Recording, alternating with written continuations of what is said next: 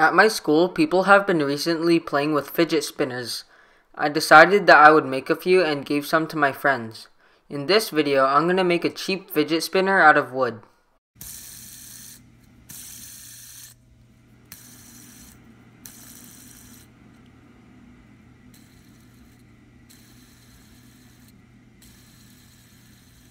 So the first thing you want to do is select your wood. I'm going to be using this 1/4 inch piece of purple heart that I picked up at Rockler's Woodworking and Hardware. At Rockler's, they sell exotic woods for $5 a pound.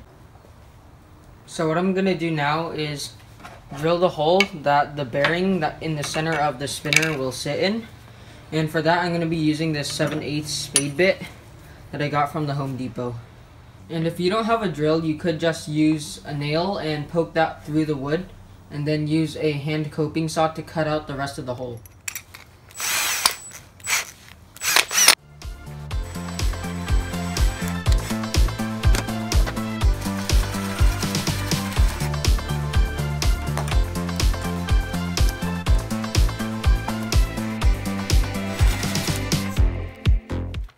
So for the actual spinner body, what you want to do is get a template, which you could either make or find online.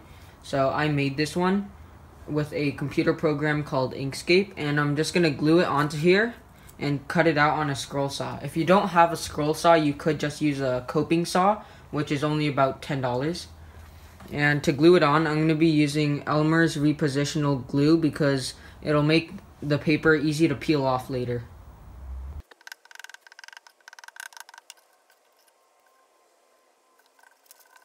All wood produces sawdust when you cut, so anytime you're cutting wood, make sure to wear some sort of respirator.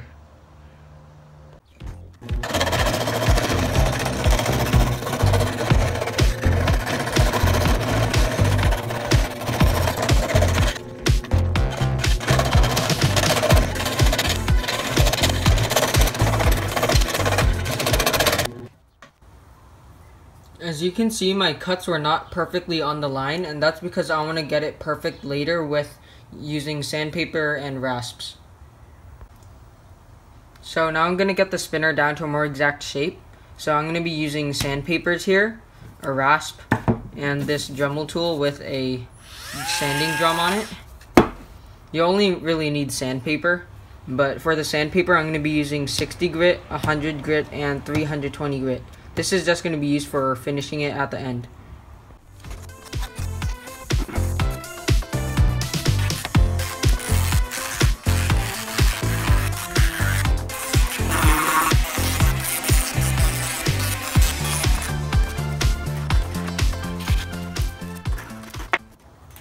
Now that the shape is pretty much matching the template, I'm going to peel the template off and use the finer grit sandpaper.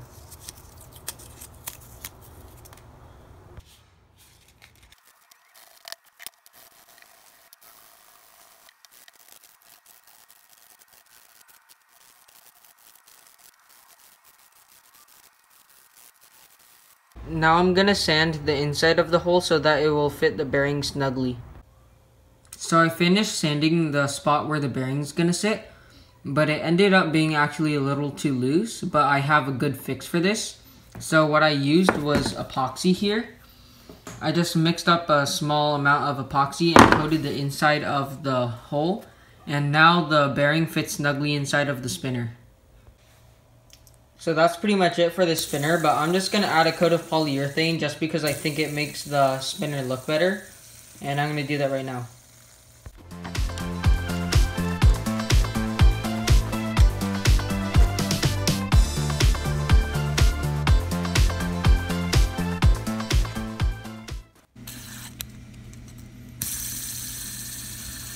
By the way, the spin time on these spinners are about only 15 seconds. But that really depends on what bearings you're using, and it also depends on if you decide to add weights on the end here. For example, on this one, I decided to try drill holes and add a zinc rod as weights. This one gets increased spin time, slightly increased. Even though these spinners don't have a huge spin time, they're still pretty fun to play with. I don't think that a spinner is all about the spin time. It's also about how smooth it is and how satisfying it is to use, because fidget spinners are made to be fidgeted with, not just to be flicked once and let to stand still for 2 minutes. So if you're actually going to be constantly fidgeting with it like this, the spin time doesn't really matter because you're not just going to let it spin out the full duration anyway. I also think it's just more comfortable to use a lighter spinner opposed to a more heavy one like the ones that you would buy on Amazon. So that's all you have to know to make a basic fidget spinner. I also made a few other ones out of different woods here. This one is made of Padauk, this one is made of Bolivian rosewood, and this one is made of yellow heart. Thanks for watching!